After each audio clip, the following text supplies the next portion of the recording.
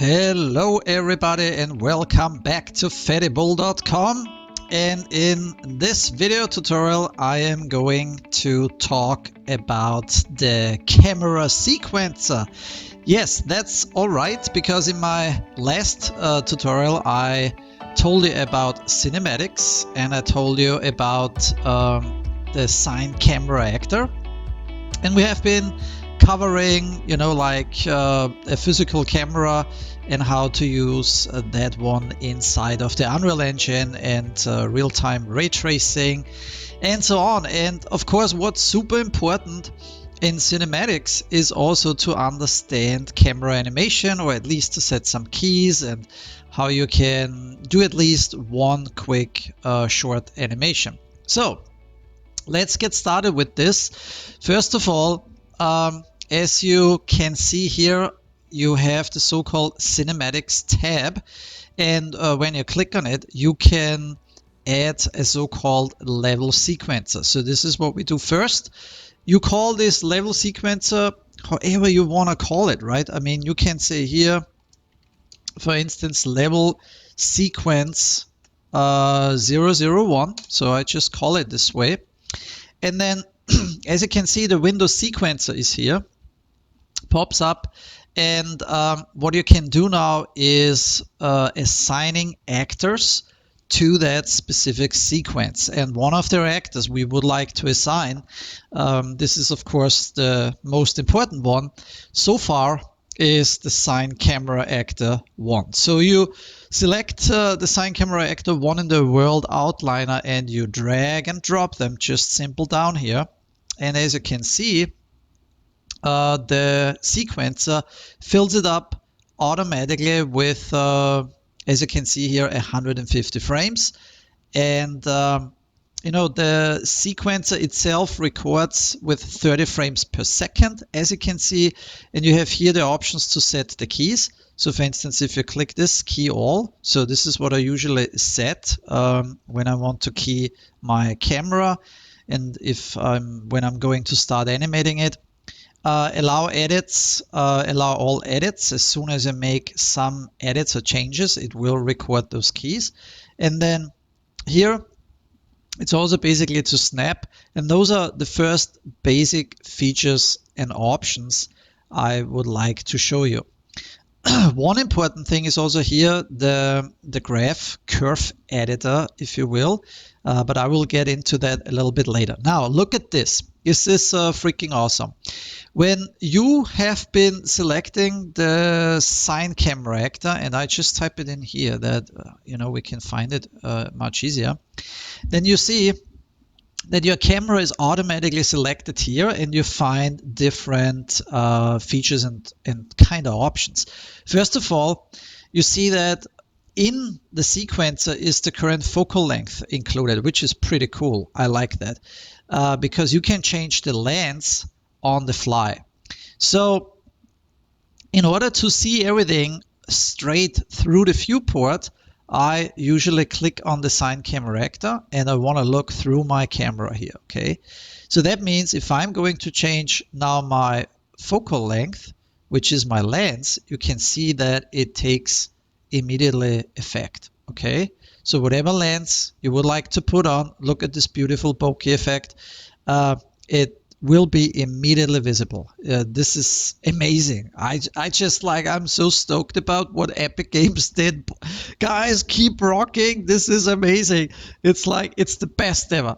Anyways, and then look at this manual focus distance. Of course, here I can now change my focal point, and I can also do it. It's of course everything in real time is retraced, and as you can see, the navigation with the 100mm lens is a little bit tough, so I can fly in, and here we go. I almost hit my head on the sphere. Okay, so much fun. Anyways, so as you can see, we have now full control with the sign camera actor in the sequence. But you might say, and what the heck? Why is in the sequence? What is so much better about that, about this? Because before we had anyways the camera, the sign camera actor inside of our editor, and I was able to do the same thing. But the cool thing about the sequencer is that you can do animation work. And as you can see, I have here 3 very important parameters for the camera, which is again the focal length. I can animate, of course, also the focal distance or the focus distance. What would I like to see in focus and what should be out of focus? Okay, and let's set up here something in real time that you can actually see it. Of course, you can also push this down and do some other stuff here, but it is really freaking awesome. And then watch this. So right now I'm shooting with a 2.8. I could also do a 1.8. And as I said before, when you change, of course, the f-stop, the whole of the iris from the camera lens where the light is bouncing through is getting bigger. A smaller number means a bigger iris that is opening. So, and more light comes through it, so the exposure goes, of course, up. If you change it to a higher number and you, let's say, pick 10, then it will be super underexposed. Do you see this? Okay. But this is all connected with all the other stuff I explained you before in the other video tutorials about the camera settings and the physical camera in general. So let's continue here. We have transform nodes underneath, and as you can see, we have location, all locations. You can also click the little icon here, and then you see we have X, Y, Z, plus we have rotation, we have roll, and I'll show you what the roll does. Whoa, yeah, baby, yeah. And this could be, for instance, as you can see, when you animate the camera like this, you know, like on a boat or something like this. Anyways, and you have up and down, which is pitch, and the whoa, and then you have left and right. Okay. So anyways, I have a pretty long lens here on it, like 87 mil already.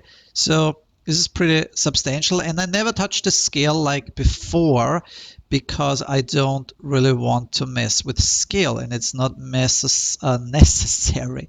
Okay, so what is now so different with the camera sequencer? As you can see, underneath those icons and on the right side of these icons, little tiny ones, you can also see add a new key. And so when you do this, you can animate keys, and this is freaking awesome. So, and I want to show you this here, for instance, on the focal point, okay? So for instance, I'm at keyframe 0, right? And if I set now all those keys, in this particular case, the manual focus distance to 0, I just type it in, but you can also scrub through, click in, and then push the mouse to the left or to the right, which is pretty cool. But anyways, you see everything is out of focus. And then I move my time frame forward to 150. And now what I do is I change here on my manual focus distance the focus point. And let's say I go maybe a little crazy and I push it to the far back, but whatever. As you can see, because we said record every change in the focal point, do you see that if you scrub through the animation, it was recording it? And of course, because we have 30 frames per second and everything happens in real time, you can press the play button. And as you can see, you have now a real-time animation of your camera lens. I mean, this is beautiful. This is fantastic. And for me as an animator, as a director of photography, layout artist, working as a lighting artist, designer in cinematics, creating really cool cinematics, this is a dream, because it's the best ever. It's the best ever. It looks fantastic, and you get such a crazy nice equipment and so many features and tools in this wonderful Unreal Engine that I'm just like speechless. I'm just like, yeah, let's crack a bottle and let's celebrate. Let's have a party every day. Anyway, so this is super cool. As you can see, you can animate that, right? And now keep in mind, it's not just that you can animate now the manual focus distance, you can also animate the f-stop, and of course you can also animate the XYZ location and the rotation values, which is awesome. So let's have a look. If I would say I'm going to start and set keys for my location, and I press the button, now you see the red dot clearly shows you that you have been setting keys. And now I move forward to frame 150, and all I do is I go into my viewport and I animate my camera forward like this. Okay, boom, like to this sphere. So something like that. Now, when I scrub through again, you can see, whoa, this animation is done. So I press the play button.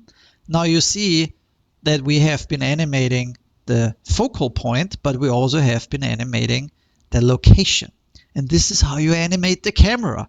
This is freaking awesome, right?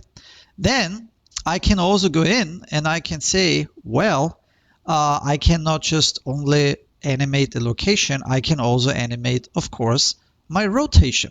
So I set at the beginning, again, a key. And as you can see, if it's when it's open, it sets keys for all of it. So for the roll, the pitch, and of course, like left and right.